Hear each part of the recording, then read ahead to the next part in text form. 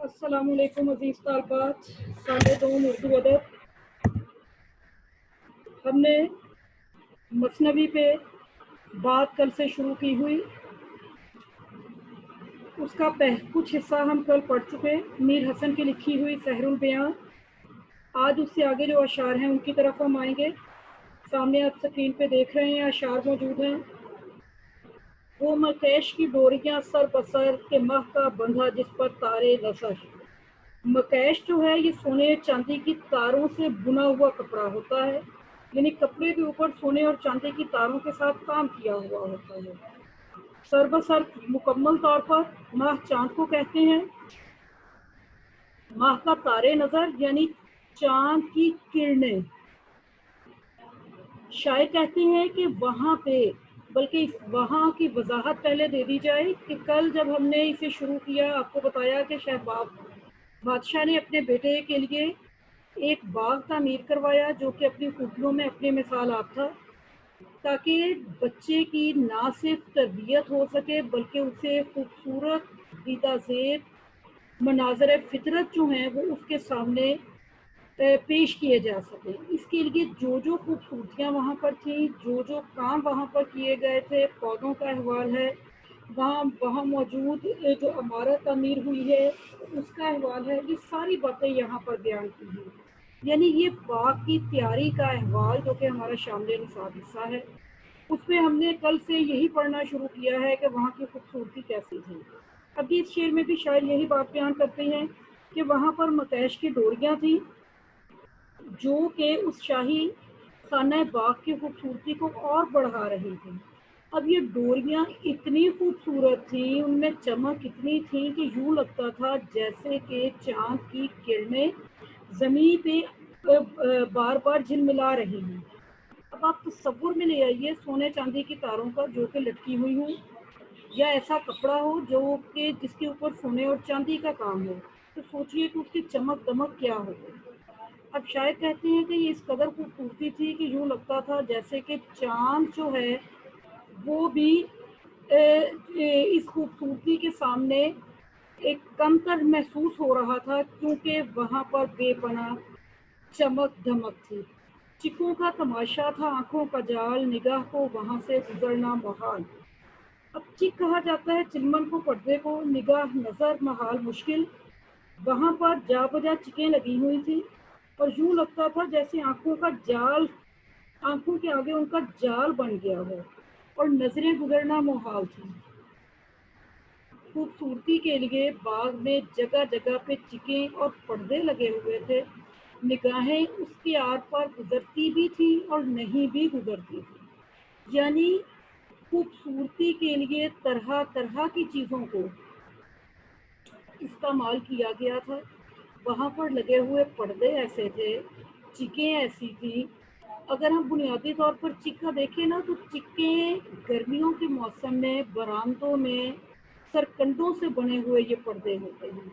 सरकंडे जोड़ के उनके पीछे बारीक कपड़ा लगाया जाता है ताकि ठंडी हवा आए और धूप की जो शिद्दत है वो कम हो जाए। वैसे ये पर्दे के लिए भी मुश्तमिल है। शायर यहाँ पर यही बात बयान करते हैं कि जगह जगह पर लगे हुए ऐसे पर्दे और चिकें जो थी वो आंखों के लिए जाल का काम करती थी और वहाँ से निगाहें इधर उधर गुजरना मुश्किल थी। सुनहरी मुबर्रिक छतें सारियाँ, वो दीवार और दर की गुलकारियाँ। अब मुबर्रिक छतें, सुनहरी मुबर्रिक छतें यानी सुनहरी काम में गर्द छतें, यानी छतें जिनके ऊपर सुनहरी काम किया हुआ। दीवारें और दरवाज़ों के ऊपर गुलकारी यानी बेल बूटे बने हुए थे। शायद कहते हैं कि उस जगह की जो छतें थीं, उस बाग की जो छतें थीं, वो सुनहरी कामों से, सुनहरी काम से भरी हुई थी। दीवारें और दरवाज़ों पे फूल फूल इस तरीके से बने हुए लटकाए हुए थे कि वो आंखों को इंतहाई भले लगते।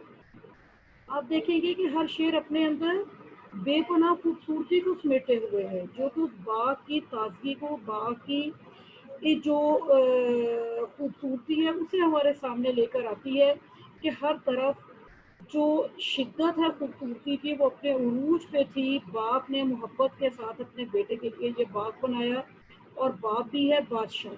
اب ایک تو اس کا باپ ہونا اور دوسرا بادشاہ ہونا، ان دونوں چیزوں نے مل کے اس باغ کی خوبصورتی کو بڑھاوا دے دیا تھا۔ اس نے حت المقدور ہر خوبصورت چیز وہاں پر فراہم کر دی تھی۔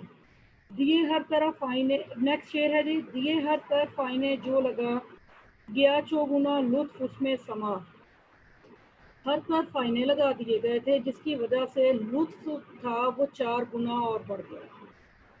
اب آپ دیکھیے گھر میں اگر ایک دو دیواروں پہ آئینے لگے ہوئے ہوں تو ہر چیز ان سے منعکس ہو کر ادھر ادھر نظر آتی ہے۔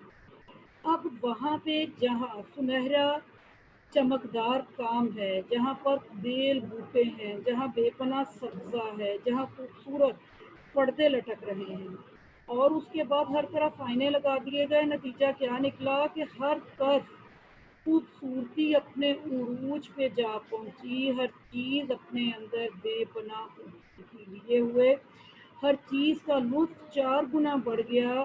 کہ خوبصورت تو وہ چیزیں تھیں ہی، لیکن اس کے ساتھ ساتھ آئینوں کی وجہ سے ان کی خوبصورتی اور بڑھ گئی، کیونکہ منعکس ہونے والی روشنی آنکھوں کو انتہائی بھلی محسوس ہو رہی تھی، دل پہ بڑا خوبصورت اثر ڈال رہی تھی۔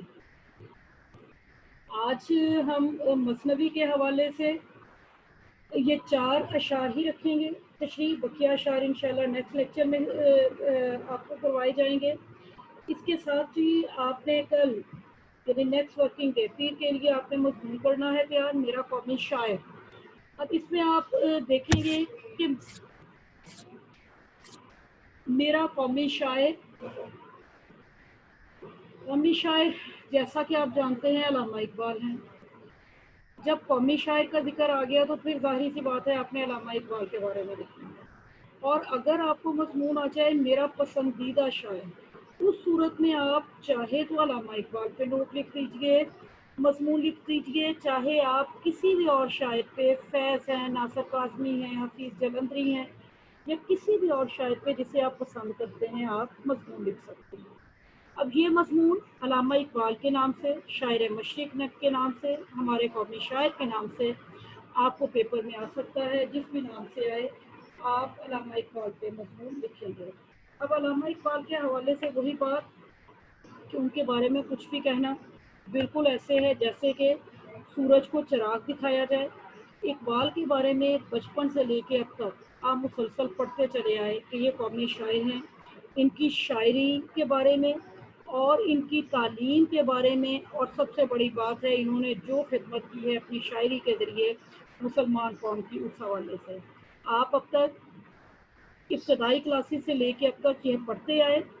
انشاءاللہ اس کے بارے میں سننے کا کام ہم پیر کو کریں گے، اور آج اس کے بارے میں بات کرتے ہوئے تاکہ آپ اسے اچھے طریقے سے اس مضمون کو آپ کل تیار کر لیں۔ ان کی تاریخ پیدائش و وفات آپ کو فنگر ٹپ پہ ہے، 1877 سے لے کے 1938 تک۔ اس کے بعد ان کی مختلف جو جگہ پہ جو پڑھائی ہے اس کا احوال ہے۔ پڑھائی کے بعد آپ نے بیان کرنا ہے کہ انہوں نے کن کن ممالک کا سفر کیا ہے، کہاں کہاں گئے ہیں۔ اس کے بعد انہوں نے ان کی وکالت کے حوالے سے، اور اس کے بعد ان کی وفات۔ آپ ابتدائی جو ہے سوانحی خاکہ بیان کرنے کے بعد ان کا جو کام ہے شعر و شاعری کے حوالے سے، ان کی تصانیف کے حوالے سے، پھر آپ اس طرف آ جائیں گے ان کے تصانیف کے آپ نام لکھیں گے۔ اس کے بعد آپ بیان کریں گے اقبال کی شاعری کے جو مختلف ادوار ہیں۔ شاعری کا پہلا دور ہے، دوسرا دور ہے، تیسرا دور ہے، اور تینوں ادوار کے بارے میں آپ تفصیلی بات کرتے ہوئے اس حوالے سے آپ اشعار کو لکھتے ہوئے اپنے مضمون کو مکمل کرتے ہیں۔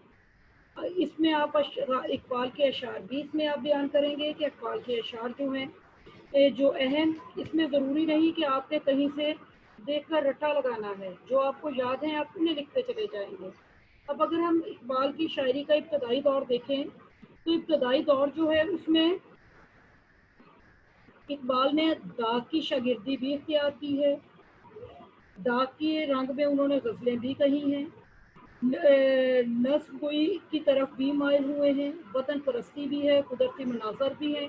یہ 1901 سے لے کے 1905 تک کا دور ہے، یعنی یہ ان کی شاعری کا ابتدائی دور ہے جس میں انہوں نے اہل وطن کو نفاق سے، تعصب سے، تنگ نظری سے بچنے کی تلقین کی ہے۔ جب ہم علامہ اقبال کی شاعری کے دوسرے دور کی طرف دیکھتے ہیں، وہ تین چار سالوں پہ محیط ہے، یعنی 1905 سے لے کے 1908 تک، جب وہ اعلیٰ تعلیم حاصل کرنے کے لیے یورپ گئے ہیں۔ وہاں انہوں نے جا کر مغربی تہذیب کی ناپائیداری دیکھی ہے، مغربی تہذیب کے حوالے سے یہ چیز دیکھی ہے کہ یہ کس قدر شاخ نازک پہ کمزور آشیانہ بنا ہوا ہے۔ انہوں نے آ کر اہل مشرق کو یہ سمجھایا ہے کہ اہل مغرب کی جو ہے کھوکھلی تہذیب، اس کے پیچھے آپ لوگ نہ چلیں۔ اس حوالے سے انہوں نے مختلف اشعار، جس میں نیل سے لے کے تابقات کاشغر کا بیان بھی کیا ہے۔ الغرض انہوں نے اہل مشرق کو متحد رہنے کا درس دیا ہے، اور انہیں یہ بات بتائی ہے کہ اہل مغرب کی برائیاں جو ہیں وہ آنے والے وقت میں سب پہ آشکار ہو جائیں گی، اور مسلمان قوم کو یہ بات باور کروائی ہے کہ وہ اپنے آبا کا جو راستہ ہے اسے نہ چھوڑیں گے۔ اب اگر ہم تیسرے دور کی طرف آئیں، یہ 1908 سے لے کے آن ورڈ جتنا عرصہ ہے اقبال کی شاعری کا، وہ سارے کا سارا تیسرا دور کہلاتا ہے۔ اب اس میں انہوں نے اپنے فلسفیانہ افکار کو ہمارے سامنے پیش کیا ہے۔ قادر الکلام شاعر تو ہیں، لیکن اب ان کی شاعری میں فلسفیانہ رجحانات بہت بڑھ گئے ہیں۔ انہوں نے شاعری کی لطافت کو، نزاکت کو بڑے خوبصورت انداز میں بیان کیا ہے۔ رنگ تغزل اور بڑھ گیا ہے۔ نتیجہ یہ ہے کہ ان کی وہ شاعری جو کہ انسان کو خودی کے مراحل کی تکمیل کے بعد اللہ رب العزت کا صحیح معنوں میں مرد مومن بنا دیتی ہے، اس عروج تک جا پہنچا ہے۔ اب جی آپ اس مضمون کو انہی حوالوں سے مزید بڑھاتے ہوئے مکمل کریں گے انشاءاللہ، زندگی رہی تو نیکسٹ آپ کا یہ آپ کا مضمون سنا جائے گا۔ مزید اس سلسلے میں آپ کچھ پوچھنا چاہیں تو آپ پوچھ سکتے ہیں۔